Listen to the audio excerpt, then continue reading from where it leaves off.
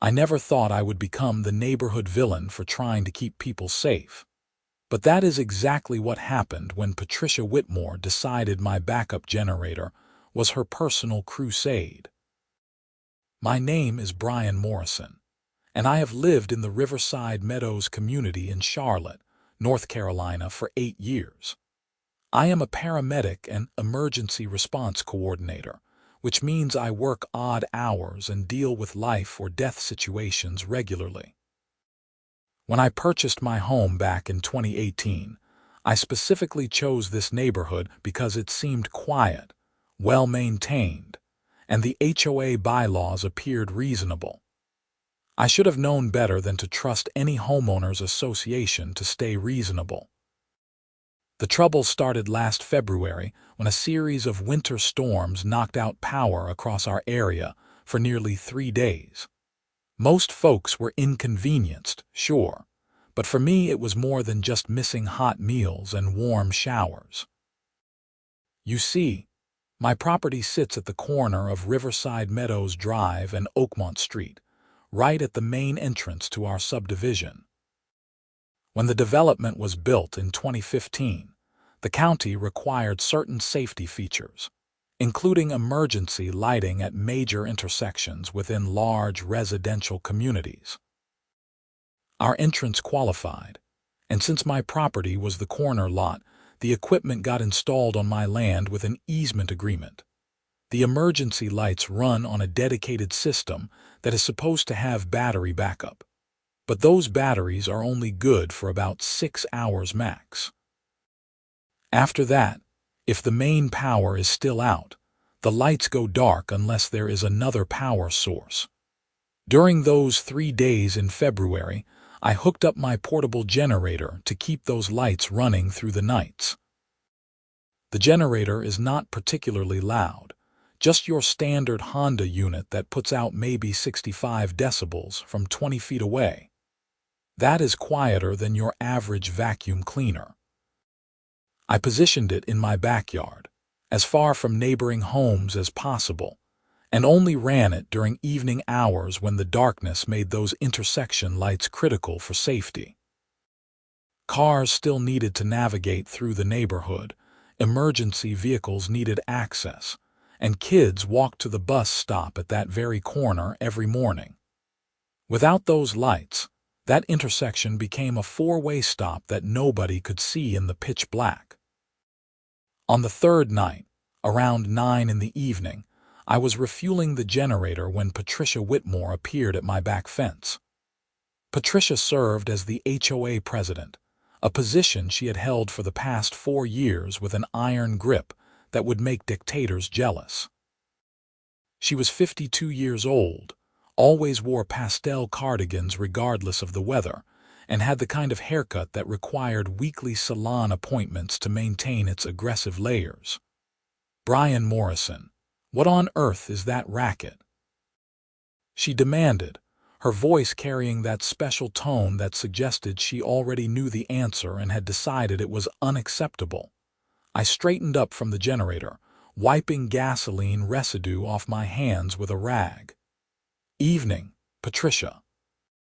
Just keeping the emergency lights operational during the outage, safety issue." Her lips pursed into a thin line. "That generator is creating a noise disturbance. Several residents have complained." I glanced around at the darkened houses surrounding us. "Several." "Patricia, most people are grateful to have those intersection lights working.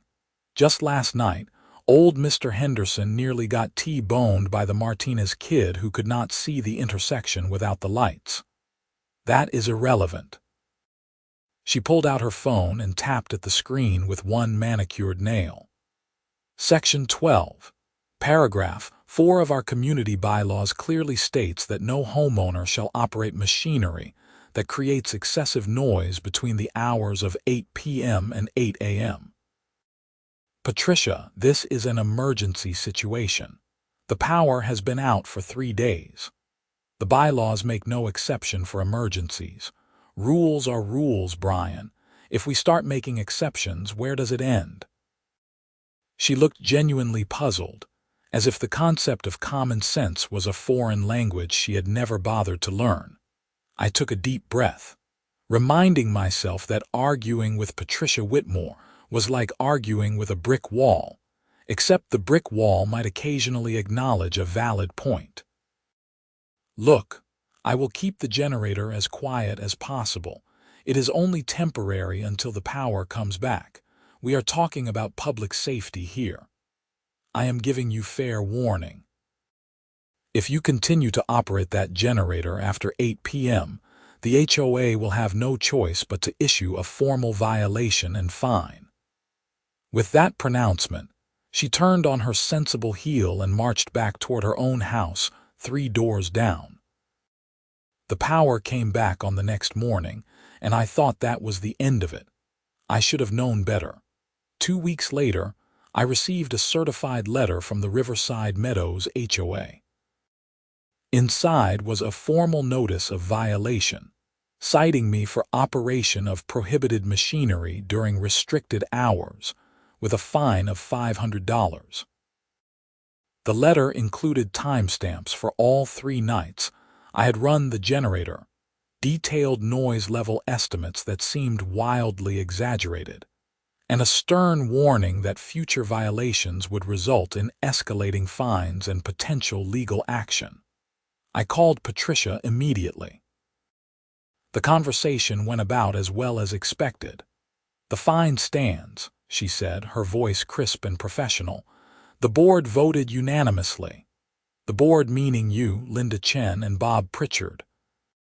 Linda was visiting her daughter in California during the outage, and Bob told me himself he appreciated having those lights working. "The vote was unanimous," Patricia repeated, as if saying it twice made it more true.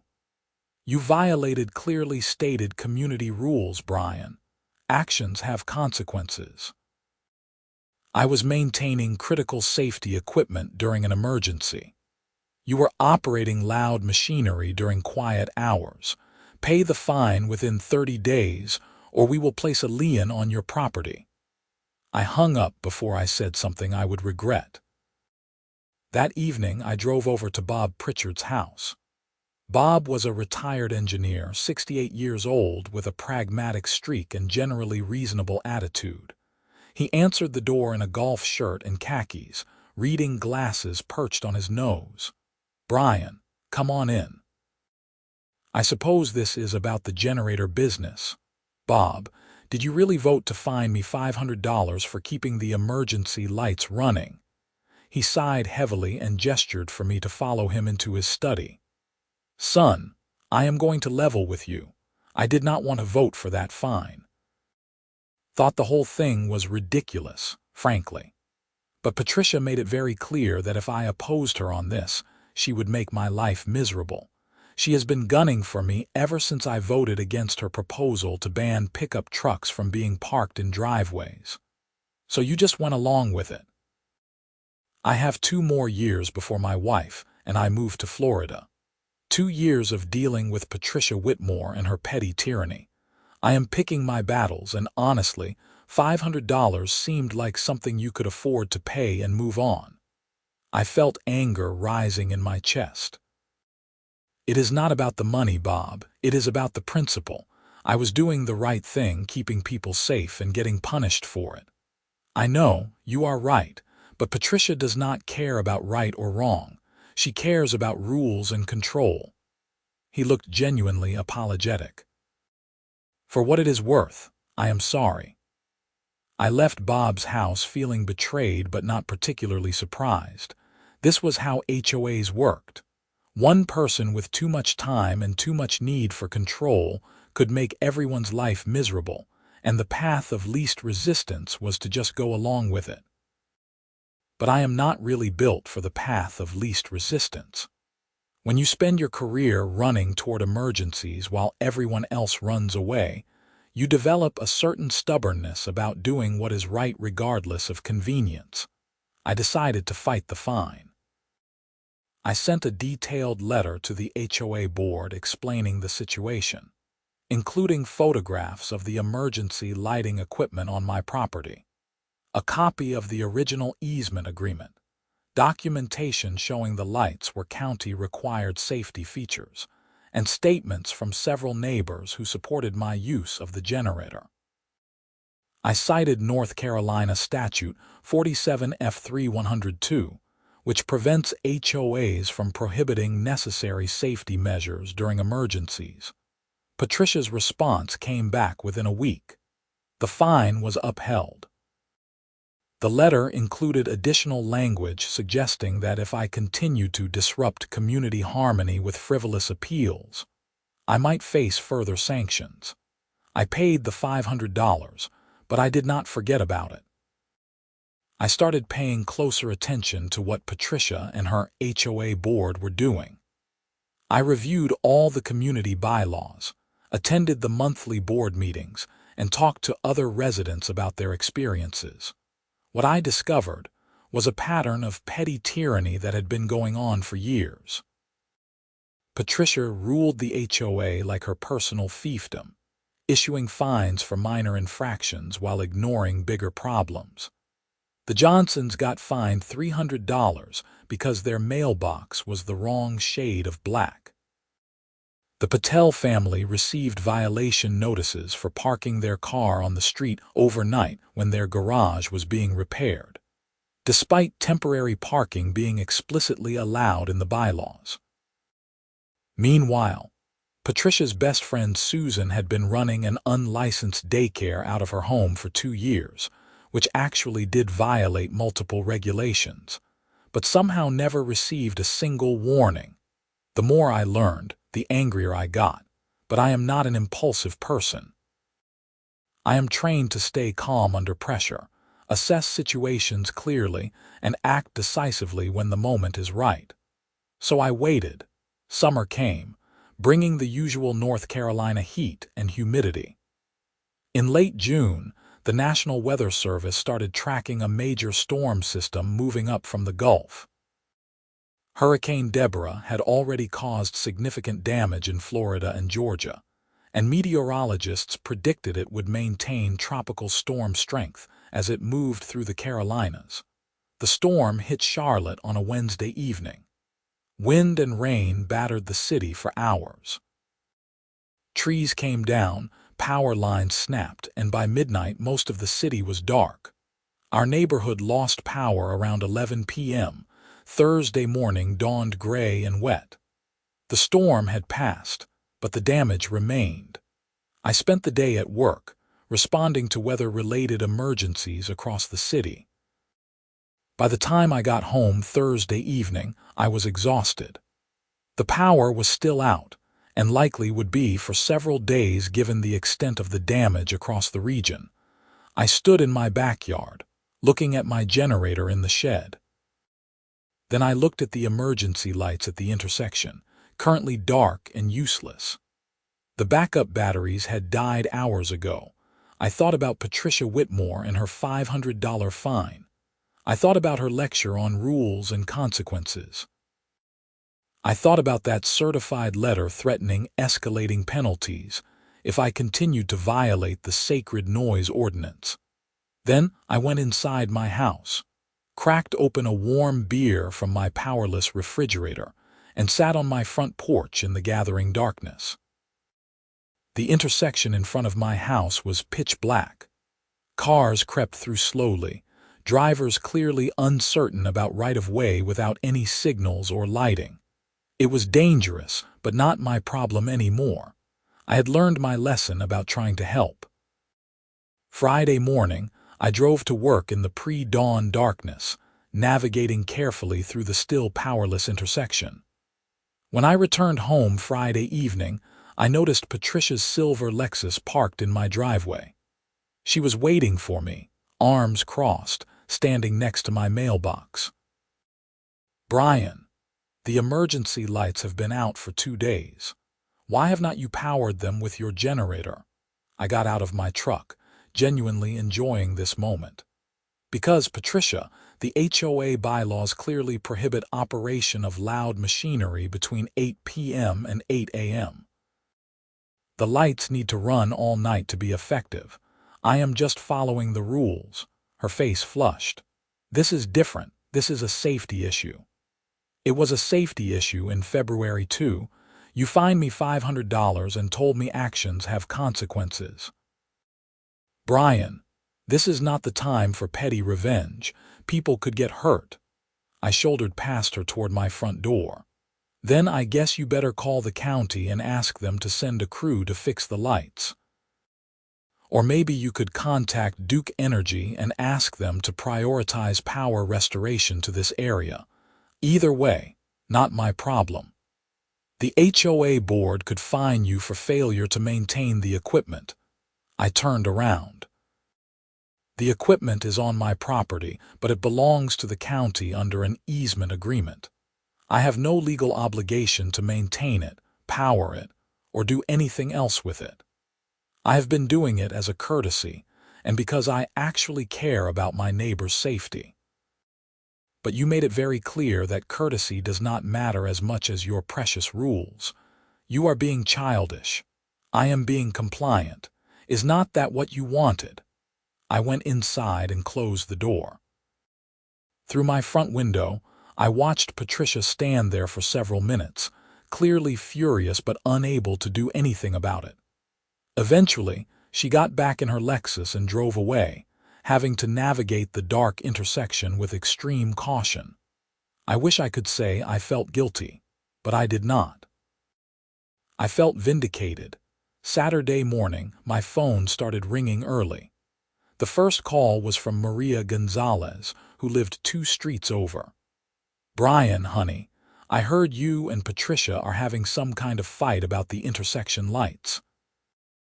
My daughter has to drive through there to get to work for the early shift at the hospital, and she said it is really dangerous in the dark." "I know, Maria. It is dangerous, but the HOA fined me $500 for running my generator to power those lights during the last outage. Patricia made it very clear that rules are rules, no exceptions. That is ridiculous. You are helping everyone. Tell that to Patricia." The second call came from James Brewer, a lawyer who lived at the far end of the development. "Morrison, what is this nonsense about you refusing to power the emergency lights? I nearly got sideswiped by an idiot in a pickup truck who did not realize it was a 4-way stop. The HOA prohibited me from running my generator during restricted hours, James. I am just following their rules. There has to be an emergency exception. You would think so, would not you? Take it up with Patricia Whitmore and the board." By noon, I had received a dozen calls and twice as many text messages. Most people were sympathetic to my position once they understood the background, but a few thought I was being unreasonable and putting people at risk just to make a point. Maybe they were right. I was having trouble sleeping, actually. Years of emergency response training had conditioned me to react to safety hazards, to fix problems, to help people. Deliberately allowing a dangerous situation to continue went against every instinct I had. But I was also tired of being the only person who gave a damn, only to get punished for it. Sunday afternoon, the situation escalated. I was working in my garage when I heard shouting from the intersection. I walked out front to see a significant accident. A red sedan had T-boned a blue minivan right in the middle of the intersection. Both vehicles had substantial damage, airbags deployed, glass and plastic scattered across the pavement. I immediately shifted into paramedic mode, running toward the accident with my personal medical kit. The driver of the sedan was a young guy, maybe early 20s, dazed but conscious. The minivan contained a family of 4, including 2 kids in the back seat. Everyone was shaken up, and the mother had a nasty cut on her forehead from flying glass, but miraculously, no one seemed seriously injured. I stabilized the mother's head wound while waiting for the ambulance and police to arrive. Other neighbors came out to help, directing traffic around the accident scene, comforting the children, taking witness statements. The responding officer was someone I knew from work, Sergeant Michael Foster. While the paramedics handled the patients, Foster pulled me aside. "Morrison, what the hell is going on with these lights? This is the third accident at this intersection since the power went out. The emergency lights are on my property under a county easement, but the power is out, and the backup batteries only last a few hours. So power them with a generator. That is what you did during the February outage, right?" I explained the situation with the HOA, the $500 fine, Patricia's threats about escalating penalties. Foster listened with increasing disbelief. "Let me get this straight. The HOA fined you for keeping emergency safety lights operational during a power outage, and now you are declining to do it again because you do not want another fine. That about sums it up." Foster shook his head. "That is the dumbest thing I have heard all week, and I arrested a guy yesterday who tried to rob a gun store with a butter knife." He pulled out his citation book. "I am going to have to write up a report about the lighting situation. The county might get involved since it is their equipment." "The county can do whatever they want. They have access to the equipment under the easement." "Yeah, but they are not going to send a crew out here just to run a generator. They have got thousands of repair jobs across the region right now." He tapped his pen against his notepad. "You are really going to let people keep getting into accidents because you are pissed at your HOA? That hit harder than I wanted to admit. I am not trying to hurt anyone, Mike. I am just tired of doing the right thing and getting shit on for it. I get it, man. I really do. HOAs are a nightmare, but you are better than this." He was right, and I knew it, but I was still angry, still bitter about the injustice of it all. The whole situation felt like a lose-lose scenario. That evening, I sat on my porch watching the sun set, wrestling with my conscience. Around 7 p.m., Patricia's Lexus pulled up again. This time she was not alone. Linda Chen and Bob Pritchard climbed out with her, the full HOA board coming to make their case. "Brian, we need to talk about this situation," Patricia began, her tone slightly less imperious than usual. "I think we have talked enough, Patricia." Linda Chen stepped forward. She was a small woman in her late 50s, soft-spoken and generally pleasant. "Brian, I want to apologize. I was out of town during the February incident and just rubber-stamped Patricia's report without really understanding what had happened. If I had known you were maintaining critical safety equipment, I never would have voted for that fine. That was something, at least. I appreciate that, Linda." Bob cleared his throat. "I already told you I regretted my vote, Brian. For what it is worth, I think the whole thing was handled poorly." Patricia looked like she had swallowed something sour, but she managed to speak. "The board is prepared to rescind the fine and issue a formal apology. We will also amend the bylaws to include specific exceptions for emergency safety equipment operation during power outages." I studied her face, looking for sincerity and finding only calculation. She was not sorry. She was worried about liability, about bad publicity, about losing control of her little kingdom. "Why the sudden change of heart, Patricia?" Several residents have expressed concern about the situation. The board serves the community, and if the community wants an exception for emergency equipment, then we need to consider that feedback. Bob jumped in. "The accident this afternoon really scared people, Brian. Folks are worried about their kids walking to the bus stop in the dark tomorrow morning, about more accidents happening. They want those lights back on. Then you all should have thought about that before fining me for doing exactly that." Linda moved closer, her expression genuinely distressed. "You are right. We messed up. I messed up by not paying attention. But people are getting hurt now and you have the power to prevent that. Please, Brian, do the right thing even though we did the wrong thing." I hated that she phrased it that way because she was absolutely correct. The sins of the HOA board did not justify me allowing people to be injured through inaction. Fine. I will run the generator and power the lights, but I want that fine refunded, a formal written apology from the board, and those bylaw amendments drafted and approved at the next board meeting. All of it documented and official. Patricia's jaw tightened, but she nodded. Agreed. And one more thing.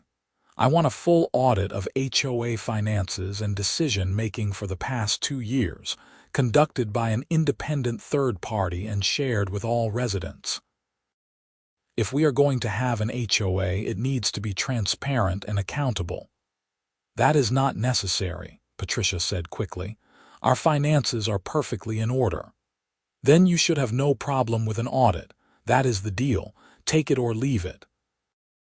The 3 board members huddled for a whispered conversation. I could see Patricia arguing, Linda looking uncomfortable, and Bob appearing increasingly insistent. Finally, they broke apart. We will need to put the audit to a community vote, Patricia said, but the board will recommend approval. The rest of your terms are accepted, I nodded. Then I will have the lights on within the hour. They left, and I went to my shed to prep the generator. True to my word, by 8 p.m. I had everything connected and running.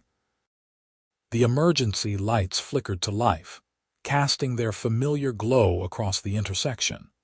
It felt good to see them working again, even if the path to get here had been frustrating as hell.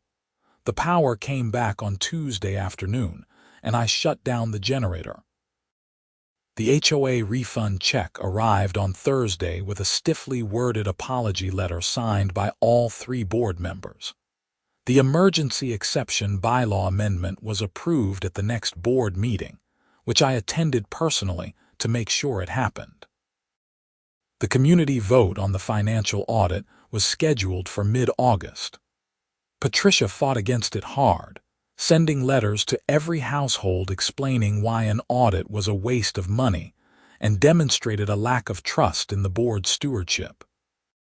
But enough residents were curious or concerned that the measure passed with 68% approval.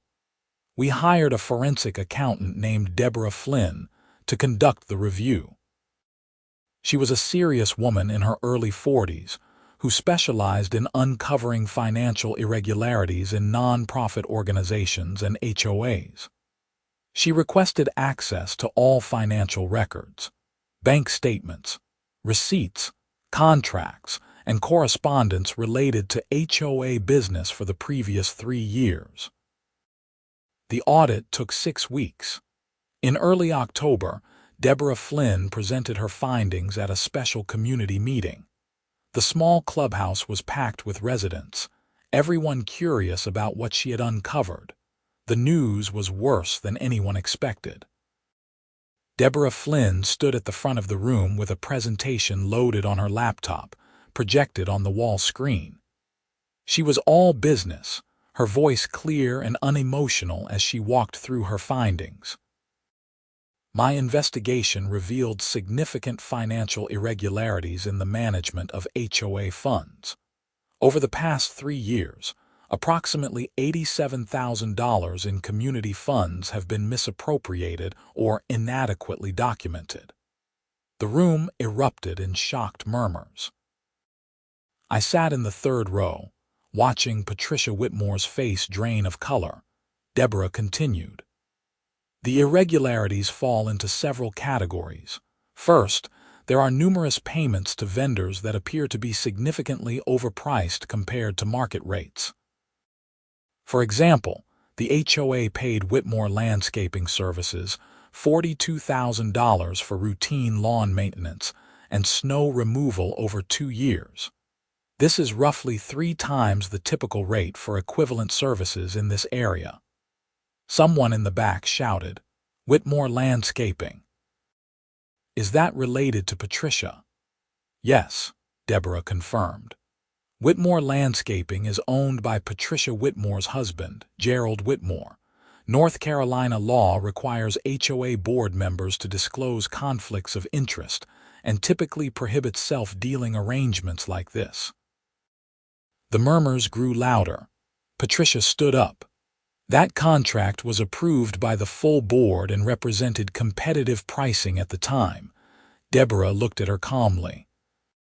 My investigation found no documentation of a competitive bidding process, no comparison quotes from other vendors, and no conflict of interest disclosure in the board meeting minutes where the contract was approved.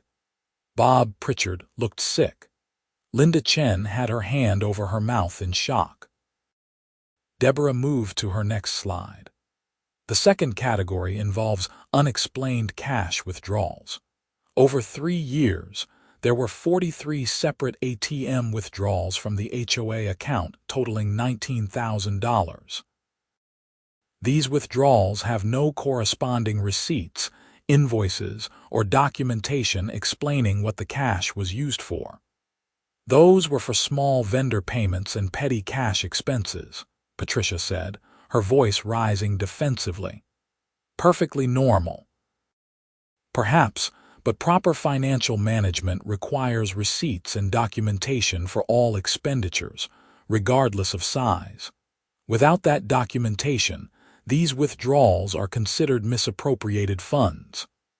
Deborah advanced to the next slide. The third category is more concerning. There are multiple instances of HOA funds being used for expenses that appear to be personal rather than community-related. This includes $5,000 paid to an interior designer for consultation services, with the invoice showing the service address as Patricia Whitmore's personal residence. The room exploded.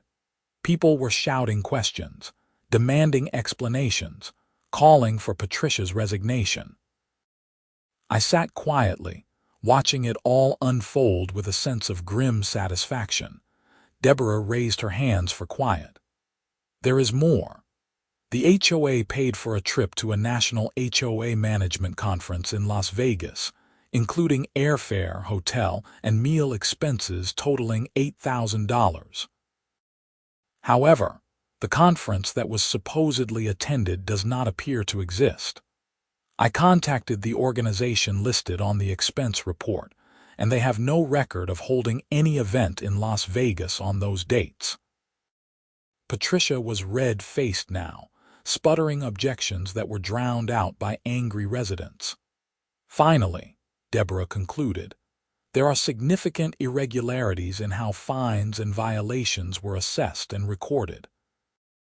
My review found evidence that some residents were charged fines that were not properly documented or appeared to be arbitrary, while other clear violations were ignored. This suggests discriminatory enforcement of community rules. That last part hit home for me. My $500 generator fine suddenly looked like part of a much larger pattern of abuse. The meeting devolved into chaos. Multiple residents demanded Patricia's immediate resignation. Others wanted criminal charges filed. Bob Pritchard and Linda Chen both stood up and announced they were resigning from the board effective immediately, stating they had been unaware of the financial irregularities and felt betrayed. Patricia tried to maintain control, insisting there were explanations for everything, that the audit was flawed, that people were overreacting. But her authority had evaporated. When someone called for a vote of no confidence, every hand in the room went up. I finally stood and made my way to the front. I think we need to contact the police. If $87,000 has been stolen from community funds, that is not just an HOA matter. That is embezzlement. Patricia glared at me with pure hatred. This is your fault. You just could not let things go. You had to push and push until you destroyed everything. I did not destroy anything, Patricia. I just shined a light on what you were doing in the dark. The next morning, I contacted the Charlotte-Mecklenburg Police Department and filed a formal complaint. Detective Sarah Chen was assigned to the case. She was thorough and professional, requesting copies of all the audit findings and beginning her own investigation. Over the next few weeks, Detective Chen interviewed dozens of people, including current and former board members, vendors who had worked with the HOA, and residents who had been fined or sanctioned. She subpoenaed bank records, email communications, and financial documents. What she uncovered was even worse than the audit had shown. Patricia had been systematically siphoning money from the HOA for nearly 5 years, not just 3. The total amount of stolen funds exceeded $130,000. She had created fake invoices, submitted false expense reports, and used her position of authority to cover her tracks. Gerald Whitmore, Patricia's husband, was also implicated. His landscaping company had been overbilling the HOA with Patricia's knowledge and cooperation. They had essentially been running a scheme where HOA funds were funneled into their personal business and pockets. In December, Patricia Whitmore and Gerald Whitmore were both arrested and charged with multiple felonies, including embezzlement, fraud, and theft. The arrest made the local news, and I would be lying if I said I did not feel a sense of justice watching Patricia being led away in handcuffs, her carefully maintained image finally crumbling. The legal proceedings took months. Patricia's attorney tried to negotiate a plea deal, arguing that the financial irregularities were the result of sloppy bookkeeping rather than intentional theft. But Detective Chen's investigation had uncovered emails and text messages between Patricia and Gerald that made their intent crystal clear. They had knowingly and deliberately stolen from the community. In March of the following year, both Patricia and Gerald Whitmore pleaded guilty to embezzlement charges. Patricia was sentenced to 4 years in prison with the possibility of parole after 2 years. Gerald received 3 years. They were also ordered to pay full restitution to the HOA, though given their financial situation, it was unclear how much would actually be recovered. The Riverside Meadows HOA underwent significant restructuring after Patricia's arrest. A new board was elected, with stronger oversight mechanisms and financial controls. I was asked to serve on the board, but I declined. I had no interest in the politics or administration of the HOA. I just wanted to live in peace and be left alone to do my job and help my neighbors when needed. The emergency light situation was formalized with the county. They agreed to install a solar backup system for the lights, so they would remain operational even during extended power outages without requiring someone to run a generator.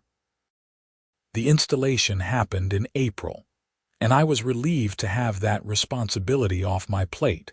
Throughout this whole saga, I learned several important lessons.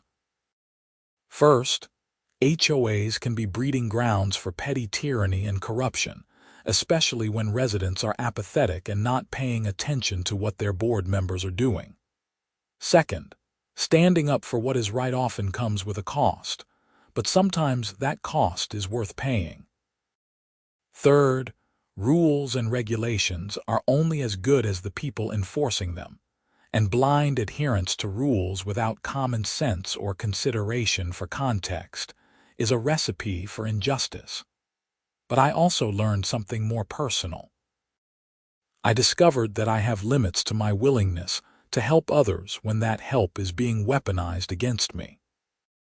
Letting those emergency lights go dark for those few days went against every instinct I had as a paramedic and emergency responder, but it was necessary to make a point and force the situation to a resolution. Sometimes you have to let things get worse before they can get better. Life in Riverside Meadows has been much quieter since Patricia's departure. The new HOA board is reasonable and responsive. They actually listen to residents and make decisions based on common sense rather than arbitrary power trips. Fines are only issued for legitimate violations, and there is a clear appeals process for anyone who feels they have been treated unfairly. I still work as a paramedic, still keep odd hours, still respond to emergencies across Charlotte. My generator sits in my shed, well-maintained and ready for use, but with the new solar backup system on the emergency lights, I have not needed it for that purpose. Sometimes I drive past the intersection at night and look at those lights glowing steadily, powered by the sun and batteries, independent of any human intervention. They represent something important to me now, beyond just illumination and safety. They represent the idea that systems should work for people, not the other way around. That rules should serve justice, not replace it. That communities thrive when people care for each other rather than control each other. I still see some of the same neighbors who supported me during the generator conflict. Maria Gonzalez always waves when she drives by. James Brewer, the lawyer, occasionally stops to chat about legal developments in HOA law. Even Bob Pritchard, before he and his wife moved to Florida, thanked me for having the courage to push for the audit. He admitted that he had suspected something was wrong with Patricia's management, but had been too intimidated to act on those suspicions. The families involved in that Sunday afternoon accident all recovered fully.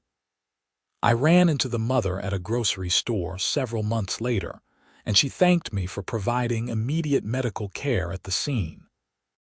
She also mentioned that she had voted for the HOA audit specifically because she was angry that I had been fined for trying to prevent accidents like the one her family experienced.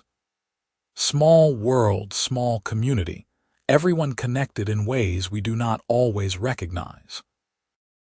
Deborah Flynn, the forensic accountant, ended up doing audits for 3 other HOAs in the Charlotte area after word spread about what she uncovered in Riverside Meadows.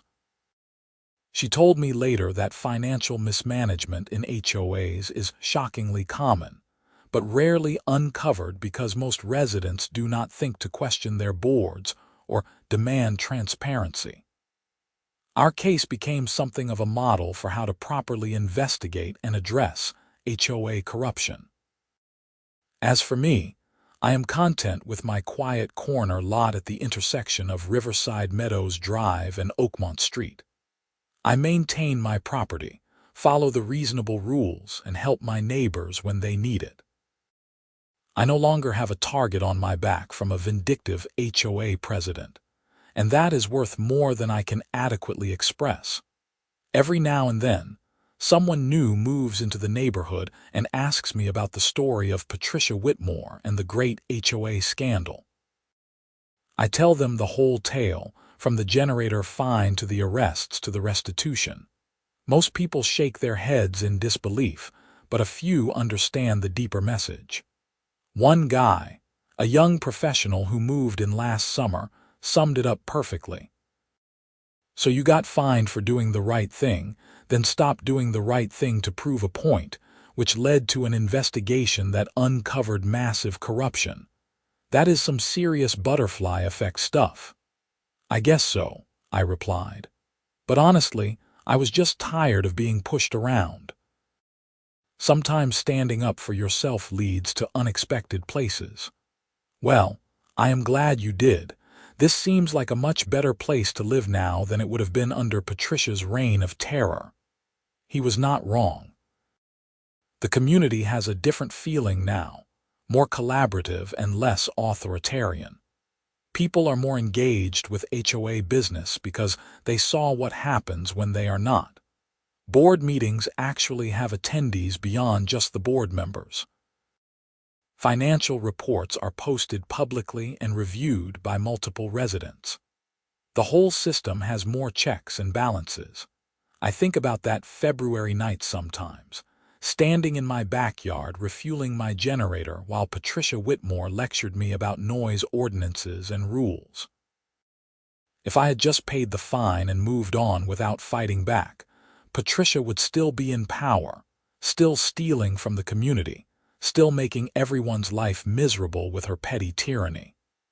The generator fine was not really about the generator or the noise. It was about control and authority, and someone who had too much of both with no oversight. By refusing to back down, by demanding accountability, by letting those lights go dark even though it went against my nature, I inadvertently set in motion a chain of events that exposed the truth and brought justice to the community. It was not my intention when I started. I was just angry and stubborn and tired of being treated unfairly. But sometimes personal grievances can lead to public good. The $500 fine that started this whole mess was refunded to me, along with an apology letter from the reconstituted HOA board. I framed both the check and the letter and hung them in my garage, a reminder of how far things came. That check represents more than $500 to me now. It represents vindication, justice, and the importance of standing up against small injustices before they become big ones. I learned that emergency lights, whether at intersections or in life, serve a crucial purpose. They warn us of danger, guide us through darkness, and help us navigate safely through difficult situations. But they only work if someone is willing to keep them powered, even when doing so is inconvenient or costly or unpopular. For 3 days, I let those lights go dark. It was the hardest decision I have made in years, precisely because it went against everything I believe in about helping people and maintaining safety. But sometimes, you have to create a crisis to resolve a deeper problem. Sometimes the lights need to go dark so people can see how much they need them. The intersection outside my house is well lit now, every night, regardless of weather or power outages. The solar panels glint in the sunlight during the day, storing energy for the darkness ahead. It is a self-sufficient system that does not rely on my generator or my labor or my willingness to accept unjust fines. But I keep that generator maintained and ready anyway. Because emergencies come in many forms, and you never know when you will need to provide power to something important. Maybe it will be medical equipment during a storm, or tools during a disaster response, or just a neighbor's refrigerator when their food is about to spoil. The difference now is that I can make those choices without fear of arbitrary retaliation from a corrupt HOA board. I can help people because it is the right thing to do, not despite it being the wrong thing according to some arbitrary rule.